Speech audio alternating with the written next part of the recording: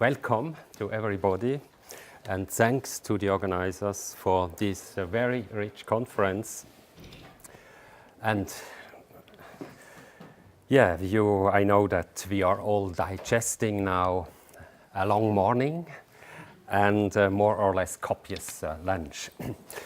But nevertheless, please let me try offering some new food for historical thought. Let me elaborate on war in the 1910s and early 1920s, and also on why World War I was the great seminal catastrophe of the 20th century, as Christian Gerlach asked doubtingly, at least for the Middle East. There is no answer to this and other important issues, I will argue here, without focusing more than has been done until now on the late Ottoman world and its political, religious and cultural center, Istanbul. It was still called Constantinople in contemporary diplomacy, making clear by its name alone that the Ottoman Empire had superseded in pre-modern times the Eastern Roman Empire or Byzance. Why Istanbul? Why the relevance of Istanbul and the Ottoman theater of war for a global history of the Great War?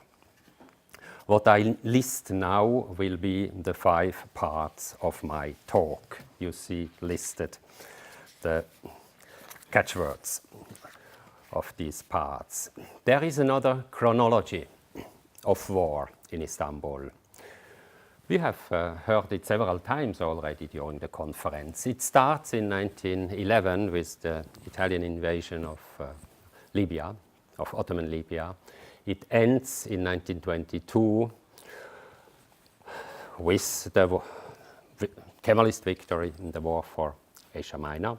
Also, and I would emphasize this, internal wars, rebellions and massacres continue during the decades after the Lausanne Treaty. This was the final treaty for the post-Ottoman world. This different chronology and also the confrontational logics related to the chronology influence, I argue, considerably on how to narrate the Great War in general.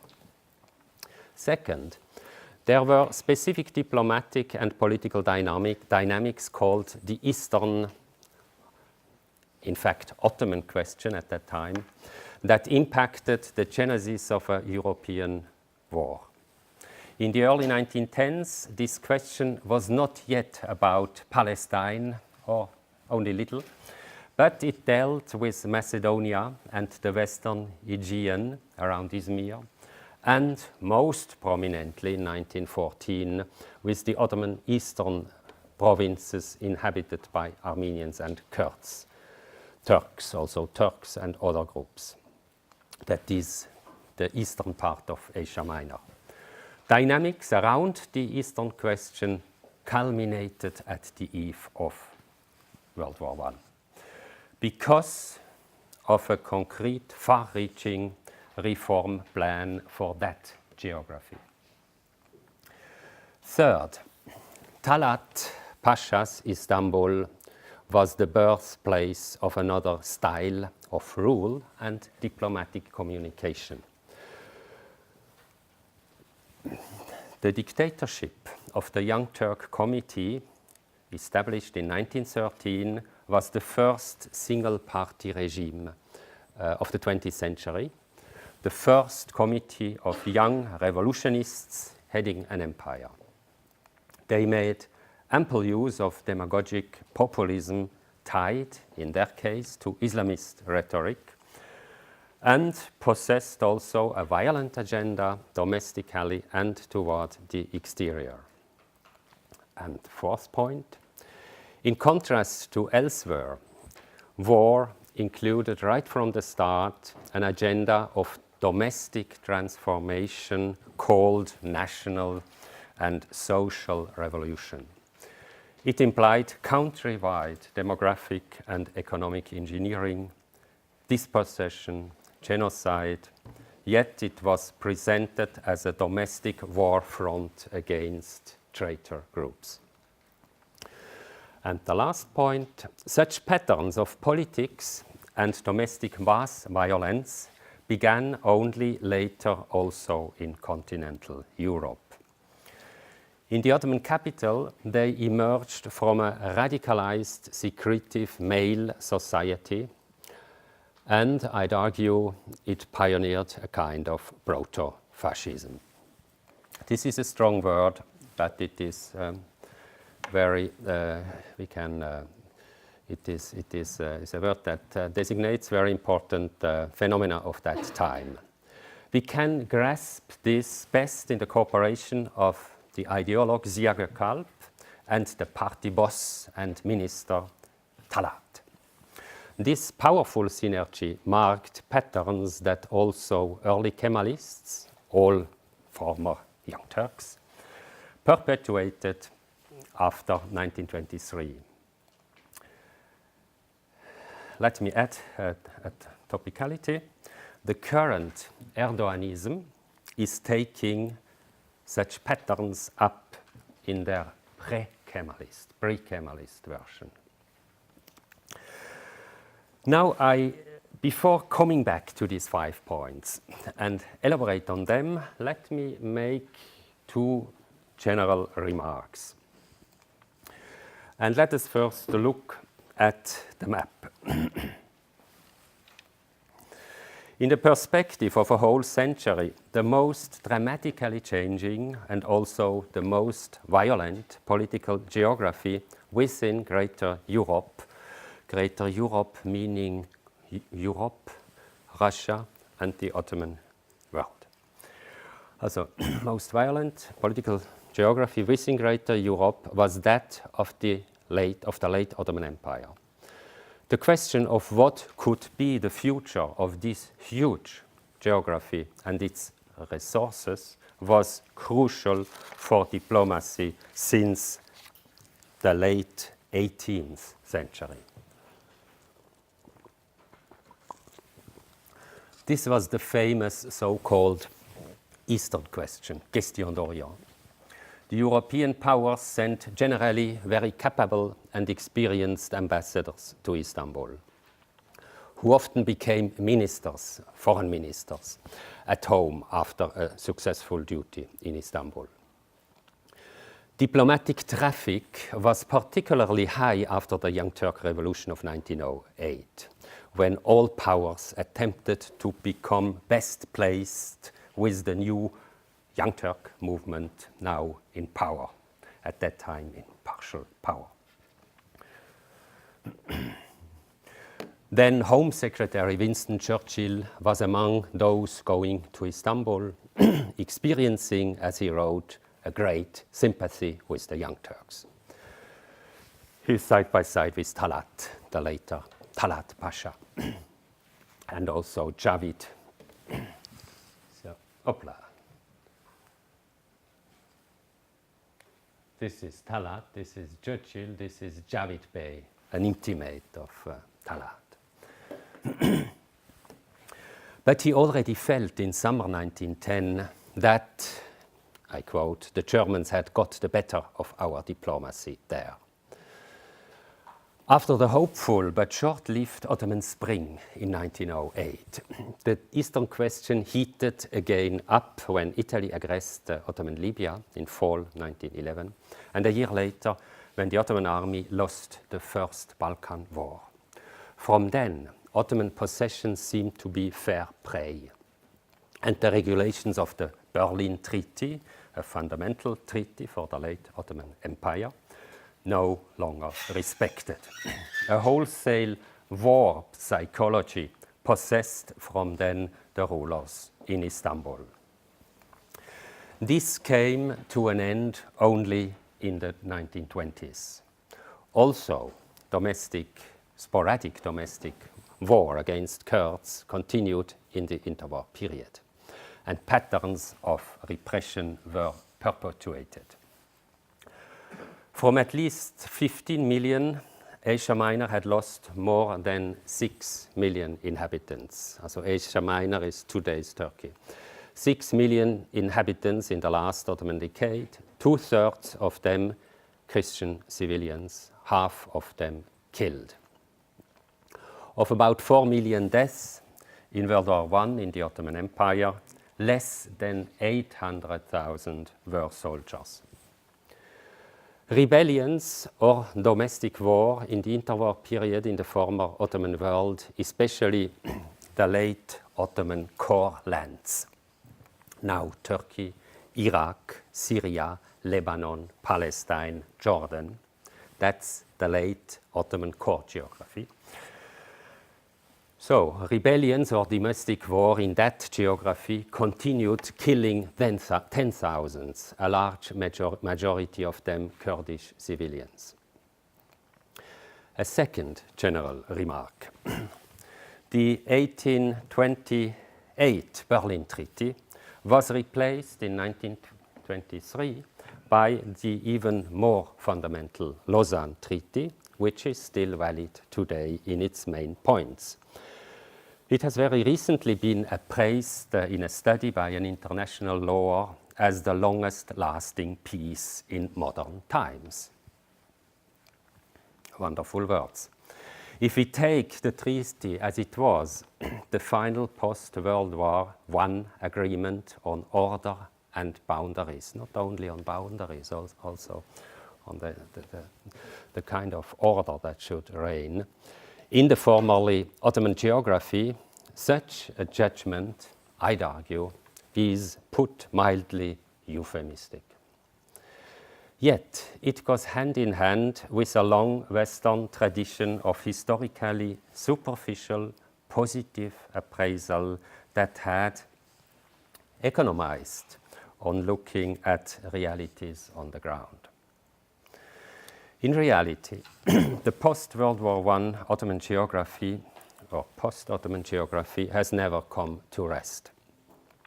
After World War II, Israel's wars took center stage. Before, since the 1980s, interstate and domestic wars beside Israel-Palestine, which also continued, killed again millions of people. Iran-Iraq war, Anfal campaign, Lebanese civil war, Kurdish guerrilla in Turkey, Gulf War 1991, US invasion and long aftermath in Iraq, war in Syria, still today, war in Yemen. In short, there was, since mid-20th century, an incomparably higher toll in the post-Ottoman world than in the rest of larger Europe, or especially in continental Europe, including in ex-Yugoslavia, which in a way is Europe's own post-Ottoman geography. Unrest, unsettled issues, and lack, that's my main thesis, lack of new social contracts did not, or only sporadically, cease keeping this huge human geography on tenterhooks since the cataclysm of the 1910s. Now, back to the specific points. Relating to what we had called a few years ago with colleagues in this same room, an Ottoman cataclysm starting in 1911, 1912. Sometimes one takes the invasion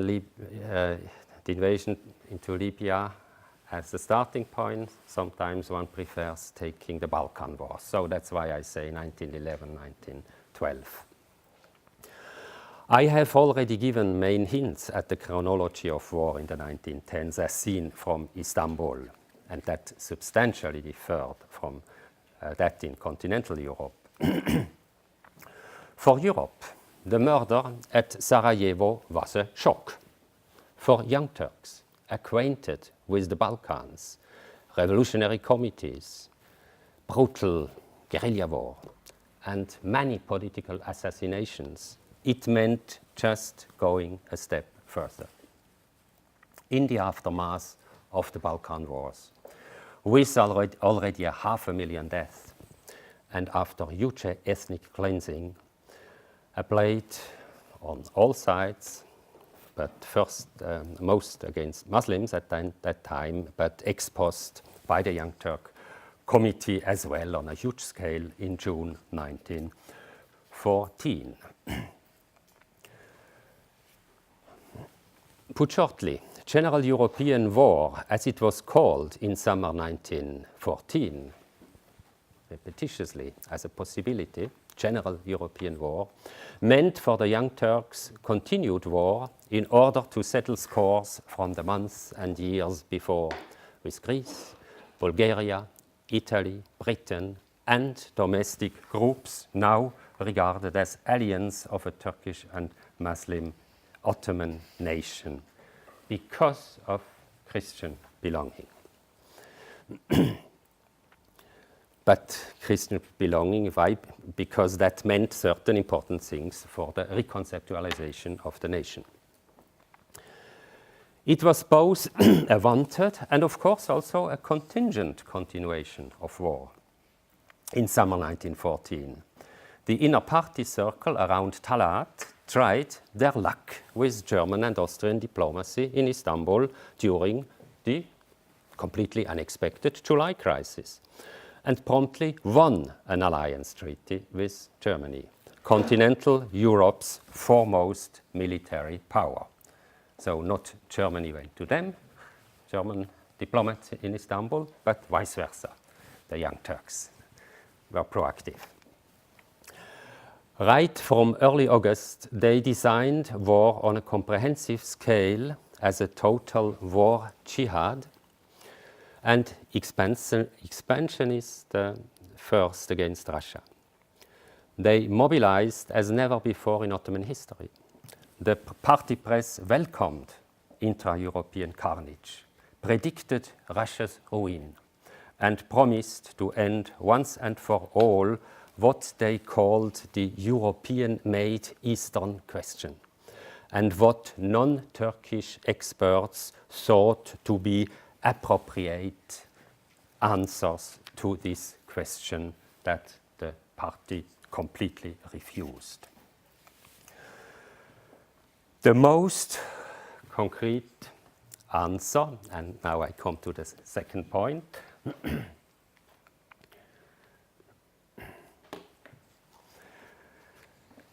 to the then most topical part of the Eastern question, was a reform plan for the eastern half of Asia Minor. The Armenian reforms, as the plan was sometimes also called, but was not an official title, resulted from multilateral protracted diplomatic negotiations in Istanbul from late 1912 to early 1914. So that's such a huge subject that extremely motivated student like Thomas Schmutz, I do not see him, he's there, could take as the topic of his master thesis. And he had a hard work not to make it more than 200 pages. Signed in February 1914, this agreement wanted to implement a comparably democratic and regionalized rule in that part, that's the eastern half of Asia Minor, or today's Turkey, to be supervised by two inspectors from neutral countries with far-reaching competencies. In parallel to the reform-related negotiations, there was dense diplomatic traffic in and from Istanbul related, of course, to the post-Balkan Wars settlements. All was led by Talat, by the way, but it's now not the biography of Talat, so for this reason I leave this aside. Additional diplomatic stress came in spring 1914 because Young Turk death squads expulsed a total of 200,000 Ottoman Christians from Thrace and the region of Izmir. In their circles, Young Turk leaders declared this to be the revenge for losses in the Balkan Wars. To diplomats, they told this to be the result of anger by Muslim refugees from the Balkans in need, indeed, to be resettled. Strategically, it served also to prevent, by demographic engineering, possible Greek expansion.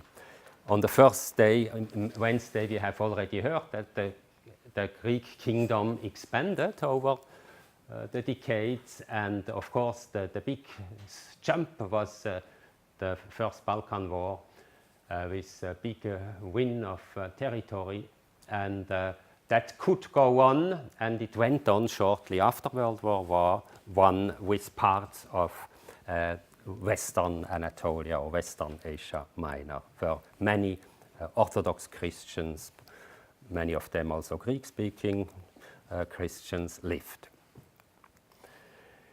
Even more than as a reaction from Greece, where all these people fled, by the way, via the same islands as now refugees come from Turkey, Lesbos, for example.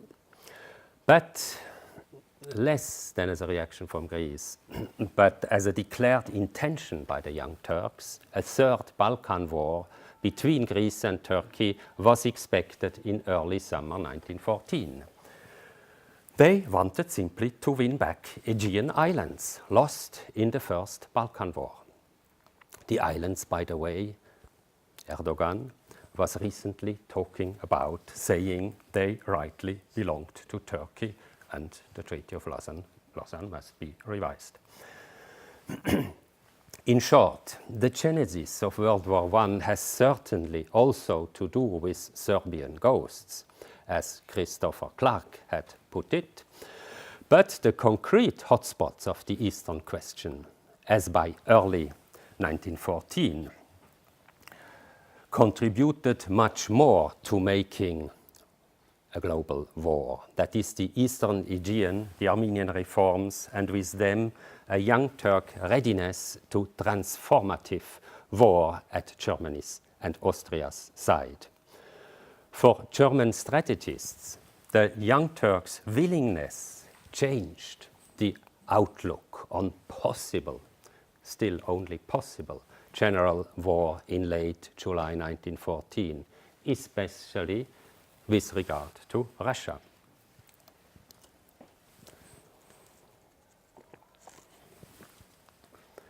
The Young Turk single-party regime, that's now the third point, was established by coup in 1913, after the Young Turk Party had survived a liberal-conservative putsch in July 1912. So they had a little bit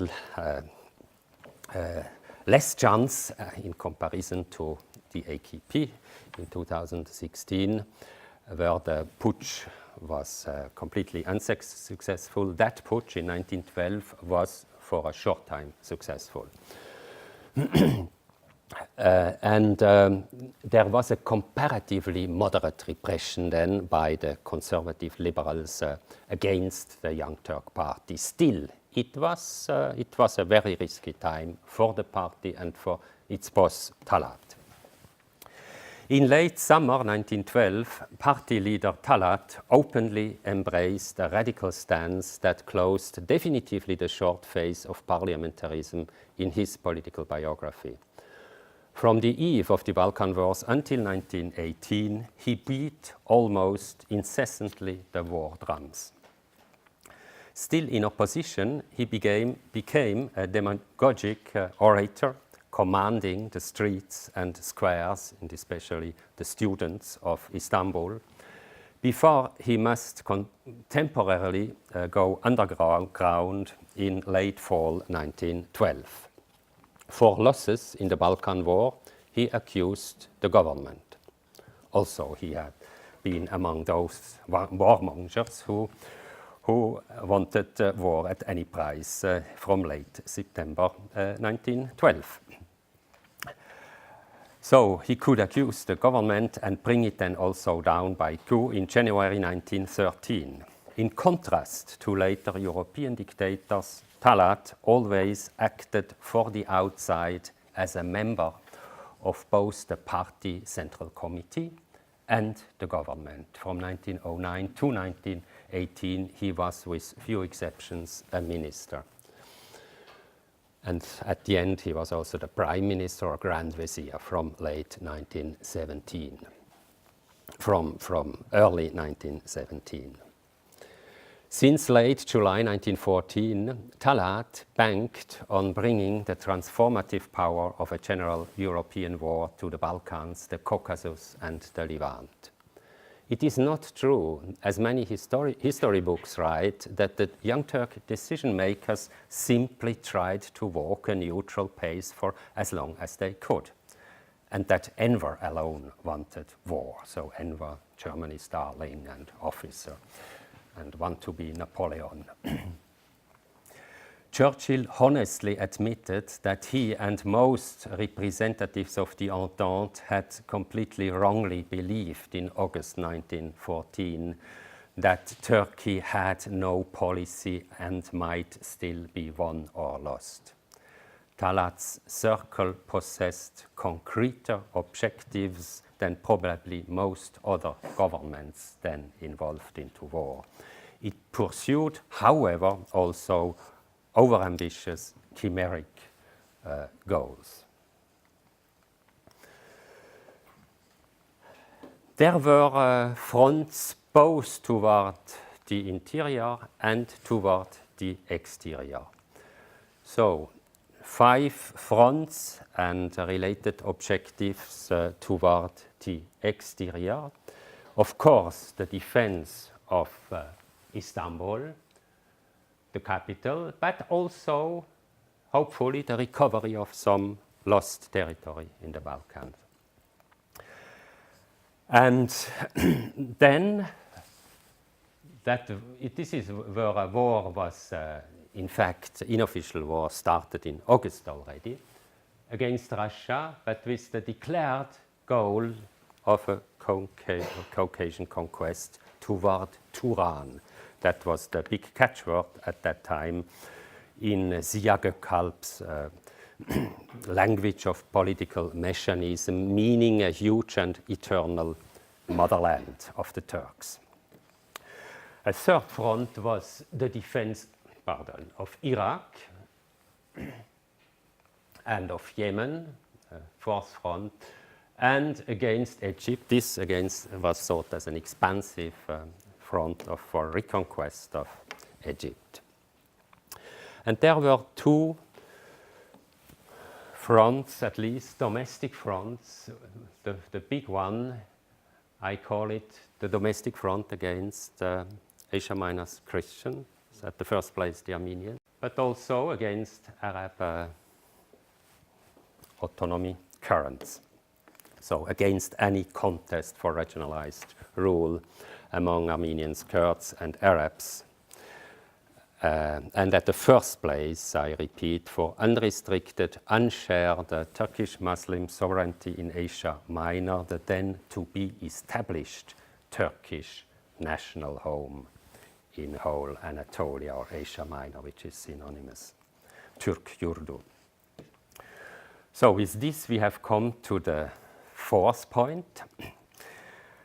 Talat's agenda of domestic transformation called national and social revolution, İnkılab-ı Milliye, İnkılab-ı İçtimaiye. It implied countrywide demographic and economic engineering, dispossession, cleansing, genocide. Its ideal was to establish a prosperous, industrialized Asia Minor in which all political, economic, and cultural power was in the hand of well-educated Turkish Muslims. And not, as was overproportionally the case in late Ottoman economy and culture, also in the hand of Christians. Jews were a very small minority that could not challenge this ideal of polity. So Jewish history in the 1910s in the Ottoman Empire is different. and has, of course, the Zionist element, which is a factor in its own. Destruction outweighed by far construction until 1923, at least.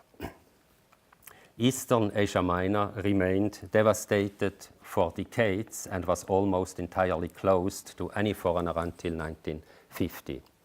The violent and coercive transfer of land, property and goods was massive until 1923. Still, it continued into the second half of the 20th century, and peak was during World War II. Gökalp suggested in his poems and pamphlets elitist social engineering, which demanded that society must be cropped and cleansed, with new elements engrafted, others destroyed. I quote, "The people are the garden, we are the gardeners." That's a line in his 1913 poem, Kızıl Elma, the red apple. Those who follow a bit what happens in Syria and Turkey, Kızıl Elma has again become, very, very recently, a popular slogan for soldiers and militias entering Afrin in northern Syria. So we have come to the fifth and last point. Comparable pattern of politics and domestic mass violence.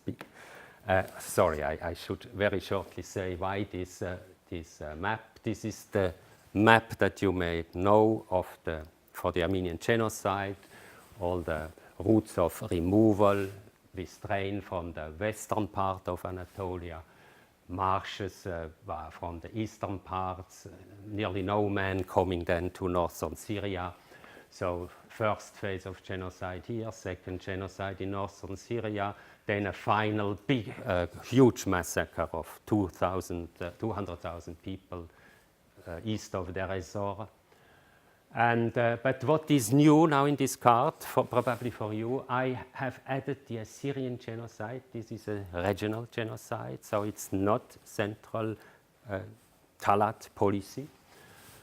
And the genocide of the Pontus Room, which is so a bit in between. It's a lot of participatory violence, as Christian Gerlach would say, but it's also a central policy to a certain degree, and it continues until, let's say, a second very important phase is after World War I.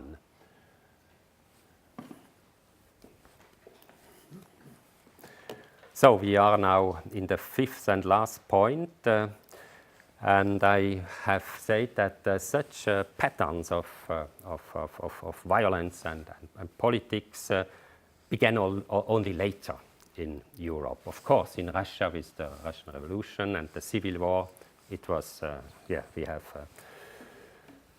huge domestic violence. But still, I would say we must distinguish between right and left-wing revolutionism, even if now in our concrete cases, extremes joined strategically from 1920 in a common fight against Imperial Britain. War, revanchism, and claim of imperial myths and ethno-religious supremacy marked the revolutionism of the Young Turks right from the start, meaning from their dictatorial rule in 1913. Of course, with roots going back, and that Şükrü Haniolu has researched. At war, from 1913, the Young Turks pioneered a kind of proto-fascism. We can grasp it best in, as I said, in the cooperation of Talat and Ziya Gökalp, two intimate friends, in the Central Committee of the Young Turks Party, both permanent members of the Central Committee. So Talat was clearly the most influential political. Gökalp was clearly the most influential intellectually, ideologically in this secretive committee. Just three examples of what Gökalp proclaimed in early August 1914 in Istanbul. Russia will collapse and be ruined.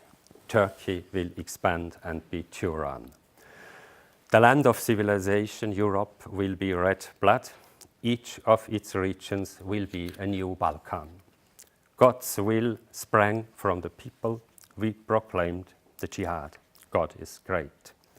You know that the official declaration of the jihad was, of course, not in early August, but this was a kind of semi-official party declaration of jihad. The official by the Sheikhul Islam was in mid-November. During war, especially after the collapse of Russia, the Russian Revolution, and the collapse of the military apparatus, Gökalp propagated Istanbul and the unitary Turkish home in Anatolia as the cultural center, all these are quotations, seat of the caliphate and national Kaaba of a Turan composed of 40 million Turks and Muslims expanding into Central Asia, and which where he desired to see the unity of Turan's Turks form a great Turkish nation with a common Turkish-Muslim ideal, because this age only grants nations that are big in number the right to live. So Turan would be a great body politic or organism uzviet of all Turks, their substates and their strong joint armies in Asia Minor, the Caucasus, Central Asia, and Mesopotamia, and so on. All would be Muslim, use the Turkish language of Istanbul, be led by one charismatic eschatological leader, commander, Reis, Sahib Quran, commandant. These are the words he uses. And as a result, all Turks would be organized top-down like an army, that's a direct quotation, and form obedient members of one state and one solidary society.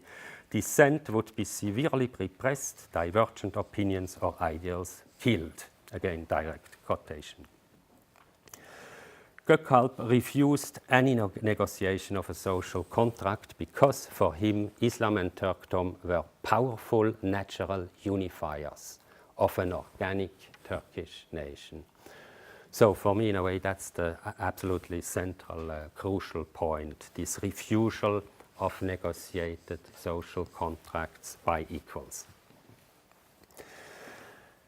I must perhaps add that Gökalp was also the central ideologies after the end of the Ottoman Empire for Mustafa Kemal Atatürk, for the Turkish nationalism of the Republic of Turkey.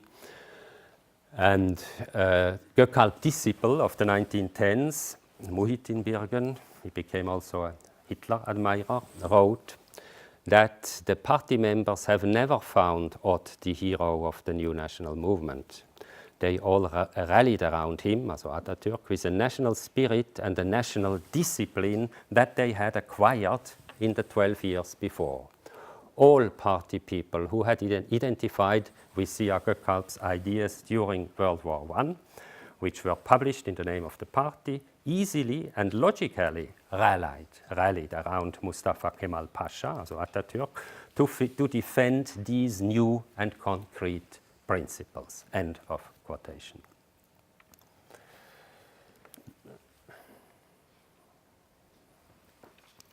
Yeah, let me show you a few photos of this male universe. Gökalp, hopla. Gökalp, Talat, Atatürk, Sultan Abdulhamid. And this is a montage, very recent montages in Turkey, photo montages by the AKP propaganda. Conclusion. I think I have used my time. Is that correct? Yeah.